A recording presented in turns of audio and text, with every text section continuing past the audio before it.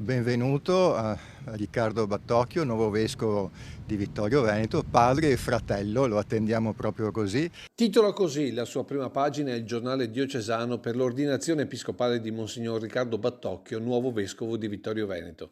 A presiedere il rito, nella cattedrale di Ceneda già preparata per la funzione, il patriarca di Venezia è Monsignor Francesco Moraglia, il cardinale Beniamino Stella e il vescovo di Padova Claudio Cipolla, oltre a numerosi vescovi cattolici da tutta Italia e uno ortodosso.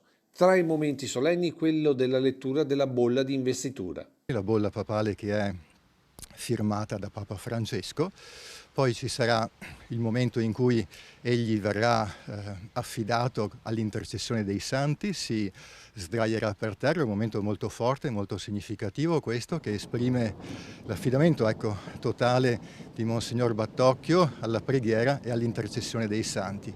E poi ci sarà la preghiera di consacrazione, i vescovi presenti, sono una trentina, imporranno le mani sulla testa di Monsignor Battocchio e sarà recitata una importante preghiera. Poi la consegna del Vangelo e di alcuni segni rappresentativi del ministero episcopale come la mitria, il pastorale e l'anello episcopale. Un rito eccezionale per la contemporaneità tra ordinazione e investitura, che Antena 3 seguirà in diretta per dare la possibilità ai tanti che non riusciranno ad accedere alla cattedrale di Sant'Eziano di poter partecipare a questa celebrazione, che entrerà a far parte della storia diocesana come l'ordinazione nel dicembre del 1958 di Monsignor Albino Luciani, divenuto poi Papa Giovanni Paolo I, o il passaggio nel giugno di 40 anni fa di Papa Wojtyła.